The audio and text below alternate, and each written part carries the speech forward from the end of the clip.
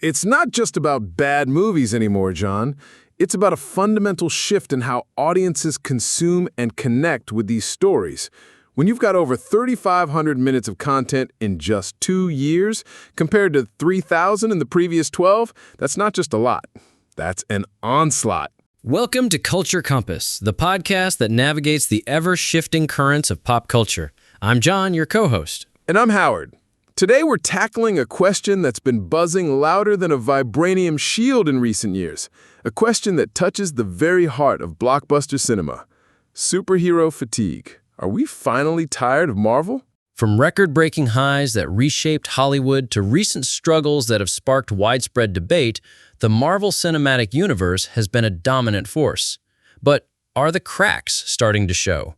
Is superhero fatigue a real diagnosis, a chronic condition, or just a temporary sniffle in a long and storied history? We'll delve deep into what this fatigue truly means, where its roots lie, its tangible impacts on the industry, present counterarguments to the doomsayers, and ultimately discuss whether the genre and Marvel, specifically, can find its way back to its former glory.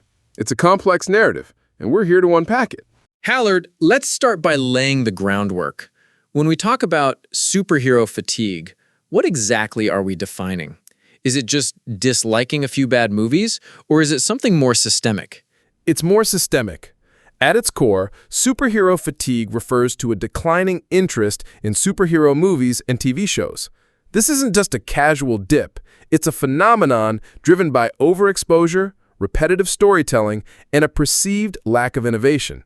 Think of it as audience burnout, a weariness from too much of the same thing. So it's not a hatred for the genre, but more of an exhaustion. Precisely. It's when the thought of missing a new superhero movie premiere doesn't give you heart palpitations, or when you feel exhaustion from the same plots and villains, as one article vividly put it. Those are the direct symptoms of this diagnosis.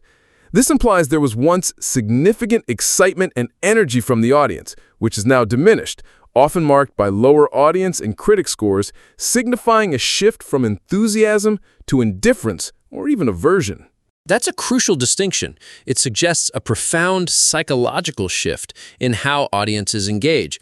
What was once a highly anticipated communal cultural event, like the release of Avengers Endgame that culminated a decade of storytelling, seems to have transformed into a regular, almost overwhelming content stream. Exactly. This transformation from a choice driven by genuine excitement and curiosity into an implicit obligation to keep up, to remain part of the cultural conversation, or to understand future installments, actively erodes the intrinsic joy and motivation for engagement. The sheer volume of content prevents individual stories from having their full emotional impact or being fully processed before the next one arrives. This leads to feeling burdened rather than entertained, which is a critical distinction from merely disliking a poorly made film. It points to a systemic issue with the content release strategy. What are some of the telltale signs we're seeing this fatigue play out in the market and fan communities? Beyond the personal feeling of exhaustion, we're observing clear indicators: decreasing box office numbers, mixed reviews, and a less enthusiastic audience reception than the genre's peak years. While these films still generate revenue, their once unquestionable influence is undoubtedly waning. It feels like the event status of these movies, where everyone had to see them opening weekend, has fundamentally faded. Absolutely. One student lamented, "It's like every 3 months there's a new Marvel movie or series, so it's kind of lost the mystique that originally surrounded them." The constant, relentless influx of content has, in many ways, diluted the very magic that made these characters and narratives so captivating in the first place. This isn't a simple case of a genre falling out of fashion like a temporary fad. Instead, it's a specific fatigue where the excessive volume and formulaic nature of content from previously beloved and successful franchises actively exhaust the audience. It's not that people have suddenly developed an aversion to superheroes themselves. It's that the relentless and often uninspired delivery of content has become detrimental to their sustained engagement. As the primary path forward, This points to a fundamental reevaluation of the entire content strategy, including pacing, interconnectedness, and a willingness to take creative risks. If we trace the origins of this heightened fatigue, many industry observers and fans alike point to Avengers Endgame in 2019 as a significant turning point. After a decade of meticulously built anticipation and interconnected storytelling, that felt like a natural, climactic conclusion to an era. What came next was a dramatic acceleration in content output. And that acceleration is staggering when you look at the numbers. Before Endgame, the entire Infinity Saga, encompassing phases 1 through 3, spanned 12 years from 2008 to 2019, delivering about 3,000 minutes of content. But then came Phase 4, a staggering 3,500 minutes of content in just 2 years. That's more MCU content in 2 years than in the previous 12 combined. A significant catalyst for this content explosion has been the Disney Plus factor. Since the beginning of the COVID-19 pandemic in 2020, 12 shows have been added to Disney Plus specifically to expand the MCU outside of the silver screen. 11 of the 18 Phase 4 and 5 projects have been TV series housed on the service, making the streaming push a primary driver of the current oversaturation. So it's not just a steady stream of movies anymore, but a constant, almost overwhelming content stream of interconnected TV shows that demand attention to keep up with the overarching narrative. Exactly. As of May 2025, the MCU boasts 36 movies and 16 different TV series taking place within its universe. That's an incredible amount of content to watch, let alone genuinely enjoy and absorb, contributing significantly to audience burnout. The aggressive pivot to streaming-first content for universe expansion, while a clear business strategy for subscriber acquisition, has inadvertently become a primary driver of audience fatigue. Instead of enhancing the cinematic experience, it has fragmented it, forcing audiences into a cycle of constant, often lower-budget consumption to stay relevant. This rapid output, usually perceived as having lower production values or writing quality, has devalued the brand's once premium, event-driven appeal. This points to a critical tension between corporate growth objectives, like maximizing content for streaming subscriptions, and a beloved franchise's long-term artistic integrity and audience experience.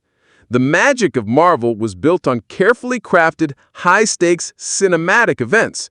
Rushing content for a streaming platform risks turning a unique, premium brand into a generic commodity, thereby eroding its cultural impact, critical standing, and ultimately its financial viability. We're seeing a noticeable shift in consumer preferences across several sectors. What seems to be driving this change? It appears to be a combination of factors, including greater awareness of sustainability issues and a growing demand for personalized experiences. Beyond the sheer quantity, there's been a pervasive criticism about the quality of recent MCU entries. What are the specific points of contention? While early superhero movies were often praised for compelling character arcs and high-stakes storytelling, recent entries have faced criticism for prioritizing spectacle over substance. We're seeing a trend towards predictable plots, underdeveloped villains that lack real menace or depth, and an over-reliance on CGI-heavy action sequences that often feel generic. Even a prominent Marvel director, James Gunn, has weighed in on this, stating if superhero movies just become a bunch of nonsense on screen, it gets boring. If you don't have a story at the base of it, no matter how clever the designs and the VFX are, it just gets fatiguing. That's a pretty damning critique from within the system. It speaks volumes. This repetitive formula where new movies feel like rehashed versions of earlier hits, often following a predictable structure of a reluctant hero, a powerful villain, a climactic battle, and a post-credit scene teasing future projects, contributes to a growing sense of monotony. There's a noticeable lack of risk-taking and genuine innovation in the storytelling. And the visual effects, the CGI, which used to be a hallmark, have also taken a hit, haven't they? Definitely. Audiences have increasingly scrutinized the CGI quality, Films like Ant-Man and the Wasp: Quantumania were criticized for appearing photoshopped and feeling very rushed, almost like a small-budget film, despite being a major blockbuster with a massive budget. This visible dip in quality further contributes to audience disillusionment. While ambitious, the interconnected universes of Marvel and DC inherently require audiences to keep up with multiple storylines across numerous films and TV series. With Marvel's Phase 4 introducing a dizzying array of new characters and complex timelines, some fans have found it incredibly difficult to stay engaged, leading to disengagement and confusion. So the multiverse, which on paper sounds like a fantastic idea for infinite stories, actually makes it harder for the average viewer to follow and enjoy? Precisely. It leads directly to audience burnout and narrative confusion. When so many stories are left open-ended or bear seemingly no lasting impact on the rest of the series, anything that happens can feel inconsequential. It's narratively unsatisfying because the stakes feel constantly undermined by the possibility of alternate realities or variants. Many fans felt the need to catch up on several older shows or even previous films to understand new cameos and characters in a new release, while losing track of the original storylines they were invested in.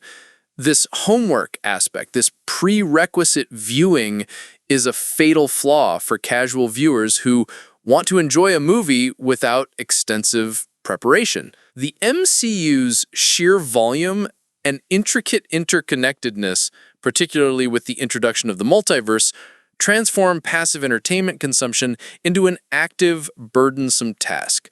This burden is fundamentally antithetical to the casual enjoyment most audiences seek from blockbusters.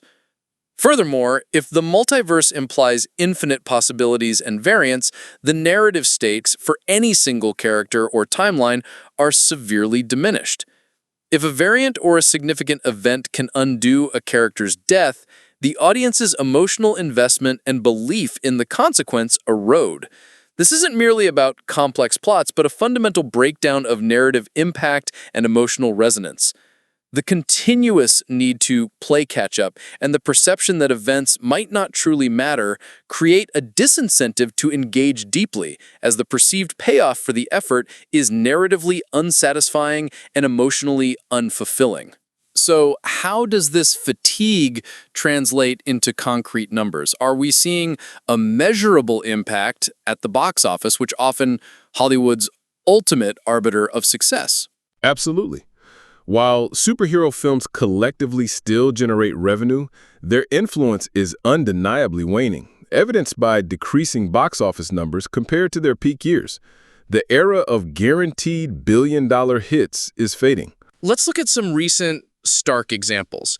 Ant-Man and the Wasp: Quantumania, released in 2023, grossed $476.1 million worldwide against a substantial gross production budget of $388.4 million. This made it one of the few MCU films not to break even in its theatrical run, a significant financial disappointment. And the Marvels, also from 2023, fared even worse. Indeed, the Marvels grossed a mere $206.1 million worldwide against a gross production budget of $374 million. This abysmal performance made it the lowest-grossing MCU film ever in a clear box office bomb. It failed to cross $100 million in the US and had the lowest opening weekend of any MCU movie. This starkly contrasts the original Captain Marvel, released in 2019, at the peak of MCU hype before Endgame, which performed significantly better. So the financial decline for specific key entries, particularly those considered less essential or lower quality, is undeniable. Beyond just money, audience and critic scores are generally lower for franchises experiencing fatigue. For instance, Captain America: Brave New World, slated for 2025, received a critic score of 48% in early screenings, a sharp drop from Marvel's The Avengers from 2012, which scored a stellar 91%. This highlights a significant erosion of critical acclaim. But it's not all doom and gloom across the board. We've seen some recent successes that buck the trend. That's a crucial point. Guardians of the Galaxy Volume 3, 2023, and Deadpool and Wolverine, 2024, received A cinema score, indicating strong audience approval. And Spider-Man No Way Home, 2021, even achieved an A+ cinema score, demonstrating that audiences will still turn out for compelling superhero narratives. Even Thunderbolts, set for 2025, a more recent team-up film, has been celebrated with an A- cinema score and a 95% Rotten Tomatoes audience score. Critics have praised it as a narrative step forward, delivering a more intelligent and emotional story than Marvel usually does, without sacrificing spectacle. This apparent contradiction reveals that audiences do not reject the superhero genre outright, or even the Marvel brand entirely. Instead, they're becoming highly discerning, selectively supporting films that offer perceived quality, strong storytelling, and perhaps a fresh or unique take, like Deadpool and Wolverine's R-rated humor and distinct tone, or Thunderbolt's focus on anti-heroes and narrative depth. This trend strongly validates the quality over quantity mantra as a critical path forward. The market is effectively self-correcting. The days of guaranteed success simply because a film carries the Marvel brand are over. Studios must earn audience engagement through creative merit, compelling narratives, and genuine innovation rather than relying solely on brand loyalty, interconnectedness, or past glories. This puts immense pressure on Marvel to elevate its creative output and deliver compelling, standalone experiences even within its larger cinematic universe. We're seeing a noticeable shift in consumer preferences across several sectors. What seems to be driving this change? It appears to be a combination of factors, including greater awareness of sustainability issues and a growing demand for personalized experiences. What are the broader implications of this fatigue beyond just immediate box office numbers? How does it affect the brand and the genre in the long term? There's a significant risk of sustained financial losses if audiences continue to disengage, directly impacting studios' bottom lines. But beyond that, there's a more insidious effect: the devaluation of iconic characters. Constant reboots, uninspired stories, and a lack of creative risk-taking diminish the impact and reverence once held for beloved superheroes. Superhero movies once defined pop culture, setting trends and dominating conversations. However, oversaturation risks making them less impactful and memorable, causing them to lose their unique cultural moment status and become just another genre in a crowded entertainment landscape. MCU content's sheer volume and rapid-fire release schedule have inadvertently eroded the scarcity and anticipation that once made Marvel films significant cultural events. When a new release is constantly around the corner, or a major plot point unfolds in a streaming series that a significant portion of the audience hasn't watched, the collective cultural conversation around each piece of content becomes diluted, fragmented, and fleeting. This loss of cultural moment has profound consequences beyond just box office numbers. It translates into reduced word of mouth, less urgency for audiences to see films in theaters on opening weekend, and a diminished ability for the brand to shape broader pop culture trends. Marvel shifts from a dominant, must-see cultural phenomenon to just another entertainment option in a crowded market, making it harder to attract new, casual fans and retain existing ones. It's tempting and perhaps easy to point fingers solely at Marvel for the current state of superhero fatigue. However, it's crucial to consider other significant macro factors that have profoundly impacted the film industry since 2020, which often get overlooked in the fatigue narrative. You mean external systemic issues beyond just creative choices? Exactly. For instance, the COVID-19 pandemic fundamentally disrupted the industry, shutting down global production of feature films and halting film-going entirely in 2020. Post-pandemic, we also saw a significant decline in U.S. films in the crucial China market, a massive revenue stream for blockbusters. Furthermore, the extensive Hollywood strikes in 2023 caused widespread production delays, pushing many major films intended for 2024 and beyond into later years. These are not superhero-specific issues, but industry-wide challenges that skewed box office data and release schedules. So some of the observed box office decline and perceived fatigue might be attributed to these broader external factors rather than solely a rejection of superhero content? Precisely. As one analyst summarized, superhero fatigue is real, but also many other factors drove the decline in superhero box office, especially with some of Marvel Studios' creative decisions. It's a complex, multifaceted problem, not a single cause. We also can't forget that 2024, for instance, featured some underwhelming non-MCU superhero characters like Madam Web and Craven the Hunter. It's unfair to lump all superhero films together when assessing the genre's health. Attributing all recent superhero film underperformance solely to fatigue is an oversimplification and potentially falls into a small sample size trap. The period post-2020 is anomalous and heavily influenced by unprecedented global economic, health, and labor disruptions. While superhero fatigue is a genuine factor, its perceived impact on box office numbers is significantly amplified by a confluence of external, non-genre-specific economic and logistical challenges affecting the film industry.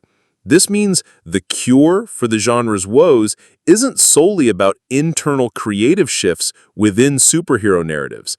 It also heavily depends on the broader recovery and stabilization of the global film market, the reestablishment of consistent production schedules, and the return of consistent movie-going habits. It tempers the narrative of complete genre collapse, suggesting a more complex interplay of forces. Despite these challenges and the current narrative of fatigue, superheroes have historically always been a powerful draw, haven't they? Is the genre fundamentally bankable? Historically, it's not as if superheroes are a new phenomenon that emerged in the 2000s. Consider Superman from 1978, the third biggest film at the box office in its release year. Demand for superhero films has existed for decades, but the technology to convincingly bring these fantastical characters and their powers to life, specifically advanced CGI, only became widely available in the early 2000s. Audiences were more than ready when that technology matured, and that underlying demand for heroic narratives wasn't fading.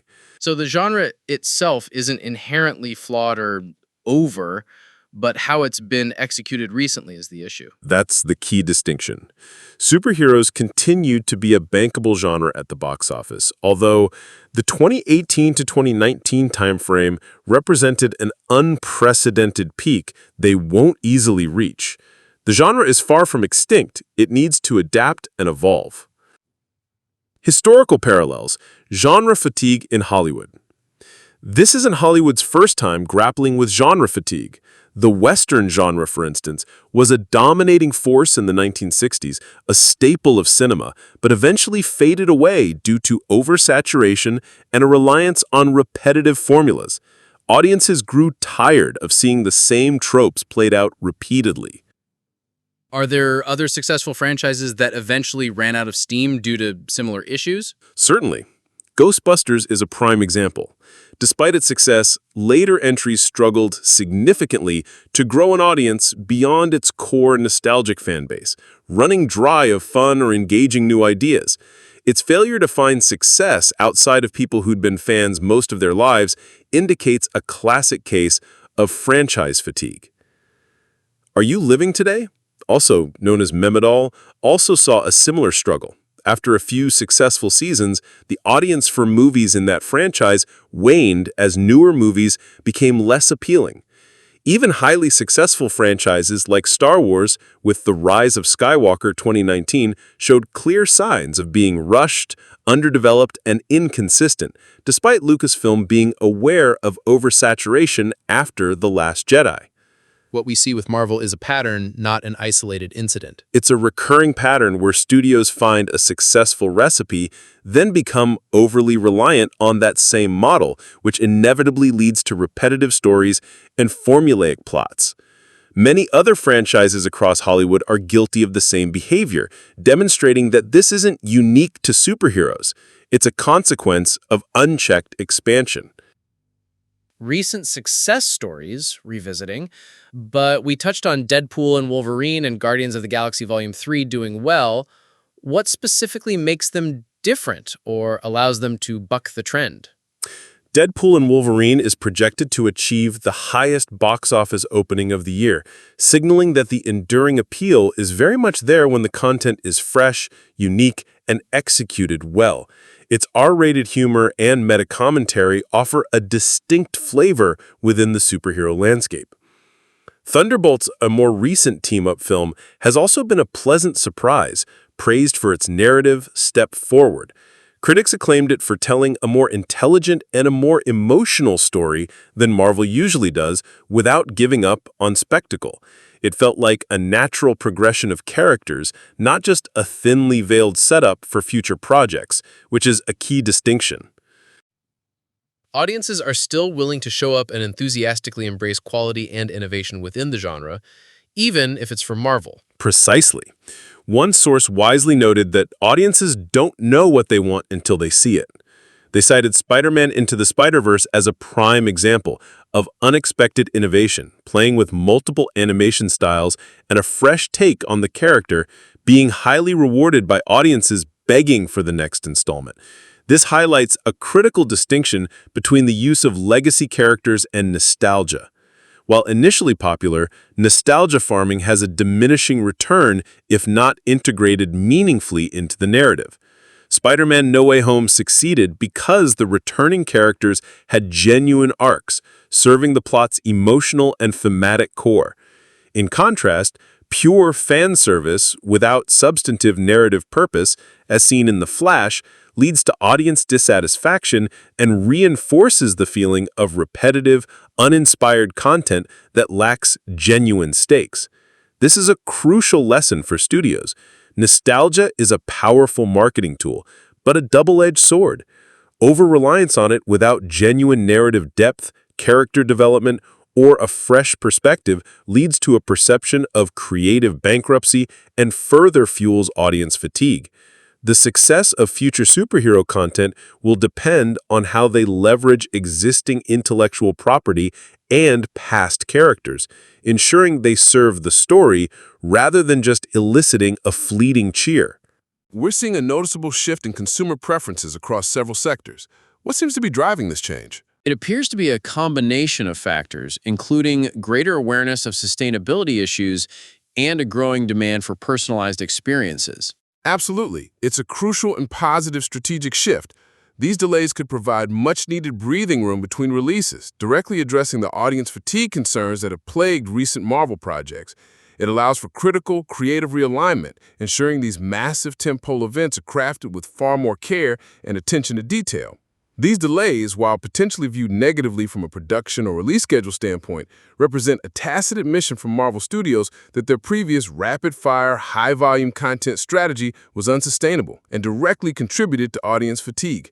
They signal a conscious internal effort to pivot towards a more sustainable, quality-focused model, indicating a recognition of the very problems we've been discussing. This extended timeline can allow for better narrative continuity, especially with the increasingly complex multiverse storyline. Spacing things out can help avoid narrative confusion and allow Marvel to introduce more Disney Plus series that serve to build characters and storylines more effectively toward the major crossover events rather than just throwing them in. If executed effectively, these extended timelines allow for more robust script development, improved visual effects, and a more cohesive, well-planned narrative strategy across their interconnected properties. This intentional slowing down can reestablish the event status of their tentpole films and rebuild trust with a fatigued audience by demonstrating a renewed commitment to quality over relentless output. So, less rush, more thought, and a chance for stories to resonate. Exactly. As one fan articulated the problem, How am I supposed to stay invested when they don't give time for the emotional impact of the previous project to soak in? It's just immediately on to the next. The delays offer an opportunity to correct this fundamental pacing issue. It's valuable to look at other franchises that have successfully maintained audience engagement. Franchises like John Wick and Mad Max are excellent examples. They prioritize quality over quantity and demonstrate a consistent willingness to evolve creatively within their established identities, keeping their fan bases highly engaged. What about within the superhero genre itself, perhaps from DC? Definitely, films like The Batman 2022 and the critically acclaimed show The Penguin from DC have excited fans by focusing on creating good, compelling, and relatively standalone stories that aren't overly complex or burdened by a massive, all-encompassing, interconnected universe. They've proven that strong character focus, narrative depth, and a unique tonal approach can re-energize a superhero property and attract audiences. So, to recap our deep dive, superhero fatigue is a very real phenomenon, primarily driven by Marvel's post-endgame content deluge, the perceived decline in narrative and visual quality, and the often confusing demands of the sprawling multiverse. We've seen its tangible impact in the significant box office struggles of films like The Marvels and Ant-Man and the Wasp: Quantumania, but crucially, we've also seen the continued success of quality entries like Guardians of the Galaxy Volume 3 and Deadpool and Wolverine, proving that audiences are becoming increasingly discerning. And it's not just a Marvel-specific problem. It's a pattern seen in other oversaturated genres and franchises throughout Hollywood history, often exacerbated by broader external factors like the pandemic and industry strikes. Ultimately, superhero fatigue is both a formidable challenge and a significant opportunity. It serves as a stark warning to studios that quantity alone is no longer a viable strategy, and it presents a compelling opportunity to pivot decisively towards quality, genuine innovation, and strategic pacing in their content releases. This perspective reframes fatigue not as an existential threat leading to the demise of the genre, but as a necessary market correction and a catalyst for evolution. It forces studios to move beyond complacency and the formulaic approaches that worked during the genre's peak. The pressure from audience disinterest can drive genuine innovation and a return to fundamental storytelling principles. The recent delays in Marvel's upcoming Avengers films, for example, could be a crucial self-imposed step in giving these massive stories the breathing room, creative care, and meticulous planning they desperately need to resonate with audiences again. The superhero genre isn't fading. The underlying demand for these powerful narratives have existed for decades, but its long-term future lies in evolving creatively, breaking free from repetitive formulas, and consistently delivering compelling, emotionally engaging narratives that don't require a complex flowchart to follow or an encyclopedic knowledge of a sprawling universe. This suggests a healthier and more creatively vibrant future for the superhero genre, albeit one that will likely feature fewer releases but potentially of higher quality. It implies that the current fatigue is a painful but ultimately beneficial evolutionary step, pushing the industry towards more diverse, original, and creatively robust superhero narratives. This could lead to a new, more sustainable golden age driven by artistic merit rather than sheer volume and interconnectedness. It's about making us want to watch, to be excited and invested rather than feeling like we have to watch to keep up. That's the key to reigniting the magic. That's all for this episode of Culture Compass. Thank you for joining us on this deep dive into superhero fatigue and the future of blockbuster cinema. Thank you, Harold, for your insightful analysis and for navigating these complex waters with me. Hallard, if you enjoyed this discussion and want more deep dives into pop culture, please remember to subscribe to Culture Compass on your favorite podcast platform, leave us a review, and share this episode with a fellow pop culture enthusiast.